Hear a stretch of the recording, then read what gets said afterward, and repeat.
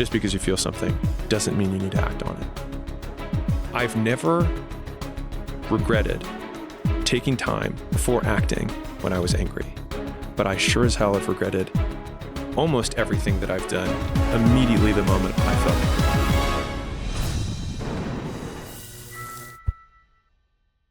angry. Feelings don't require action. Very similar.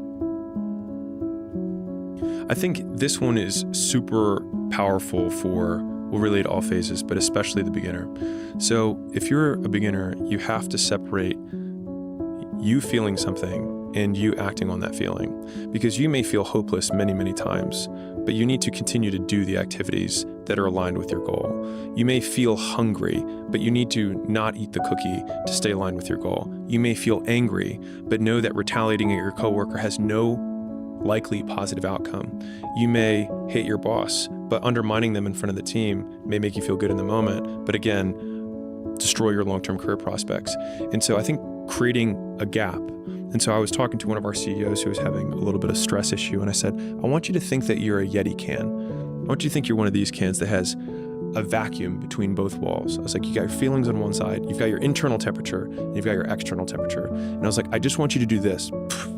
Just create space, and space within the context of behavior is time, which is when I feel something and I have the desire to act on it, you can, at that moment, you have the lowest action threshold, which means that you're the highest likelihood of behaving or doing something is when you have this feeling. And so I want to make as logical of decisions as I possibly can. Hopefully we're all aligned on the fact that logical decisions in general work out better than illogical decisions. And so if we make logical decisions on a regular basis, then we'll have longer term outcomes. If we want to increase the likelihood that our decisions in general are logical, then we want to create space between when we feel and when we do. And encapsulated in one sentence, it's just because you feel something doesn't mean you need to act on it. And if you have an idea that you want to act on because of a feeling, if it still feels good in the morning, then do it. But I've never regretted taking time before acting when I was angry, but I sure as hell have regretted almost everything that I've done immediately the moment I felt angry. Things aren't good or bad, they just aren't. Oh, this is the essence of Mosey. I'm not the only one. So I think what makes life more difficult for people is the judgment they have on themselves about what they believe they're supposed to do or supposed to have achieved, or that this condition or this thing that happened is good or bad, or it should have been good or it should have been badder. And the story of the boy with the horse in the village, I'll tell it in 30 seconds, which is dad gets kid a horse and everyone in the village says, that's amazing. The old man says, we'll see. And then the kid is riding the horse and he breaks his leg, and everyone in this town says, oh, that's so horrible. And the old man says, we'll see. And then the army comes to town to take all of the young men to war, and the kid can't go because his leg is broken. And everyone says, that's amazing. And the old man says, we'll see. And the thing is that as we continue to play out the timeline of life, we can't know if anything is good or bad until the day we die. And the day we die won't matter because we'll be dead. And so it means that at the end of the day, all of the things that occur simply occur. And for me, reminding myself of that I think this is bad or I think this is good, it limits the peaks and it also limits the valleys. And saying, this just is. And I think it's, in my opinion, absolute acceptance of the world without casting judgment on it. And it's difficult to do because we all want to make judgments, and we have to make judgments in order to live. We have to approximate, this is a good decision, bad decision. This is a decision that will increase the likelihood that what I want to have happen will happen. But most of the good bads that we have that are coming up are not for our own benefit, are not aligned with our goals. They're aligned with one person that told us something when we were 7 years old, and then we incorporated that and we say, oh, this is bad, because someone else, when we were a kid, like, you hit your head and then you look at the adult and the adult says that's bad and you say, oh, it's bad, I'm gonna cry now, right? And so there are so many thousands and millions of those tiny judgments that are passed on to us that do not serve us. And so for me, it has been more beneficial to whitewash everything and then actively rebuild what I believe to be good or bad based on those things, but with a baseline reality that none of it is. It is kind of narcissistic or solipsistic to believe that you know whether a thing is good or bad. It means you know the future. You know what the outcome of this is going to be, right? There's this story that I couldn't believe. It was about September 11th. So I didn't realize this, but the night before September 11th actually had quite bad weather, I think. And it meant that people getting home from baseball games got home way later. And then you'll remember the morning of September 11th, it's beautiful blue, clear skies. So had that storm been only 12 hours later, the whole world would have been different. But it wasn't. There's this story of a guy who was going for a meeting, and I think it was his birthday. The lady that he worked with had got him one of these illustration ties, sort of gaudy, hideous thing with drawings all over it. And he was wearing a shirt that clashed with it. And she gifted him this as they had coffee on the morning of September 11th, early, downtown Manhattan. And she says, look, your shirt's wrinkled and it really doesn't go with this tie. Wear the tie, it'll make you feel confident. It's a nice present for you. So he goes back to the hotel. She goes to the North Tower. She dies. He's alive. How on earth are you supposed to say giving that tie was good or bad? You have no idea what's going to happen downstream from the things that occur.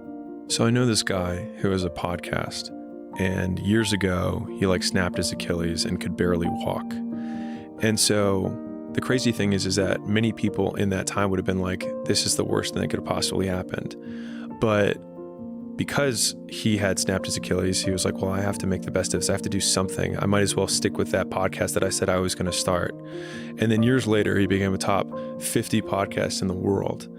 And I think an amazing frame is you can make anything that feels circumstantially negative in the moment if you ask the question, what would make this thing the best thing ever? And so I would argue, maybe you would agree, that you snapping your Achilles was probably the best thing that ever happened to you because it got you here. And right now, you probably have your version of the snapped Achilles that's going on in your life, but there's also the version of the top 50 in the world podcast that is waiting for you to take action as a result of your snapped Achilles. I always had this problem with people who said it was meant to be, right? Because retrospectively, you're kind of taking your agency out of the situation. So for instance, me saying, I'm so glad that COVID happened and shut all of the nightclubs down, which forced my business to close so that I could focus on the podcast, so that I would restart playing cricket, so that I would snap my Achilles, so that I would then move to America and then blah, blah, blah, blah, blah. But I actually think that that's quite a disempowering frame to put around things, because it goes, it totally takes away the difficulty that you had to overcome. If you're in a car accident and you break your femur and you say, it was meant to be because I met my partner who was the nurse that looked after me while I was being rehabbed back to health. You go, okay. Or on the flip side of that, you managed to be sufficiently charming to get a partner while you had a snapped femur in the hospital. That wasn't meant to be. That was your agency. So retrospectively, you want it all to be on you and known. And in advance, you want it all to be completely up in the air and unknown. I think the high agency frame allows you to break your Achilles and say, what will I do to make this amazing? And I think that's where the magic happens, because then everything serves you. Our actions, not our pasts, define who we are.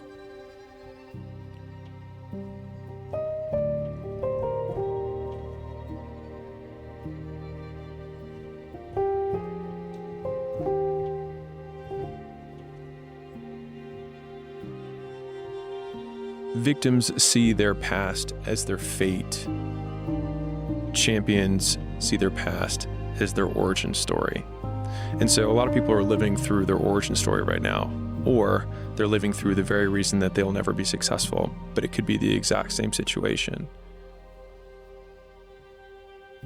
And the only difference between either character is the actions they choose to take, which means that if you're, using Joe Rogan's frame, waking up in your main player character today in this moment, as weird of a construct as this is, the past doesn't exist. Just gone. It's not anywhere. And so the only thing that we absolutely have control over is the actions that we take right now.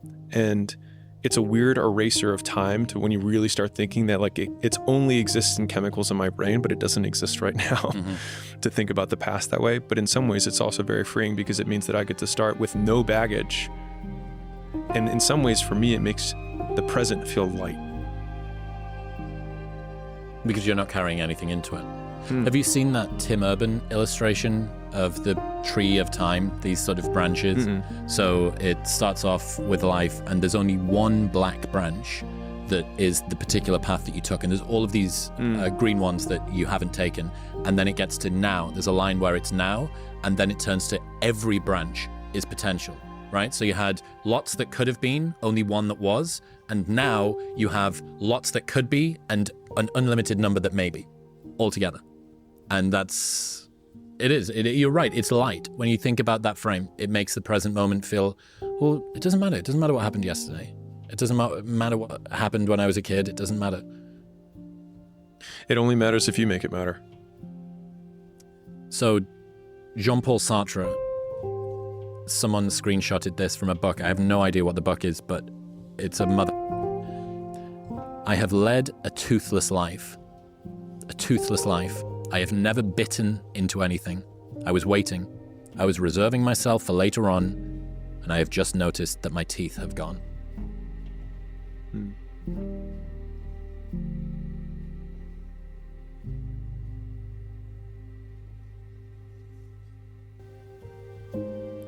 A lot of people wait for perfect conditions to start, but don't realize that starting is the perfect condition. And part of that quote that I like a lot from Sartre, little French Sartre, is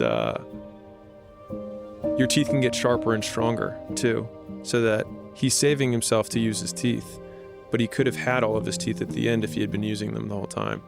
And so we have this idea, I call it the fallacy of the perfect pick, but thinking that you're going to have this one shot, this one pick of this one opportunity, this one podcast, this one whatever, that's going to take you all the way, but it's the habit of biting that takes you all the way, not where you choose to bite the first time. And I obviously now have a huge history of this, and you do too, which is we have learned to just bite and know that our teeth will get stronger and we will learn how to chomp down along the way. And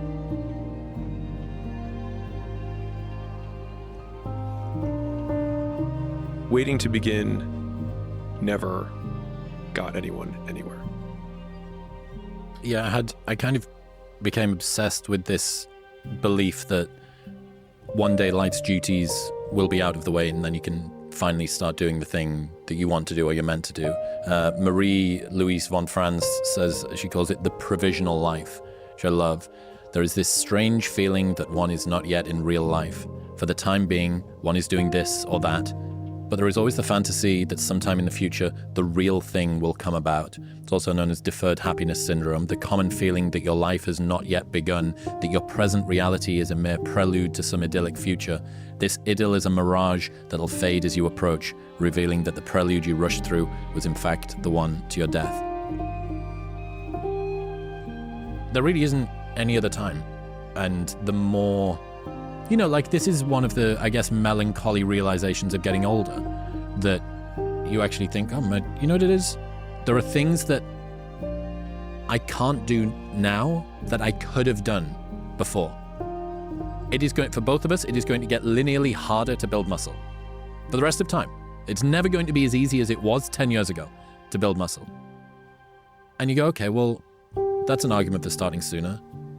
And the same thing goes for becoming more psychologically healthy, for becoming more balanced, for becoming more wealthy, for investing in good habits, friends. Oh, God, Christopher Hitchens.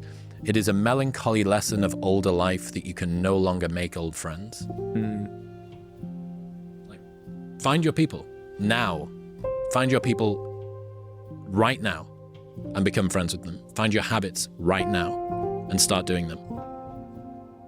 It's never been easier to get in muscle than it was 10 years ago. It's never been easier to make money than it was 10 years ago.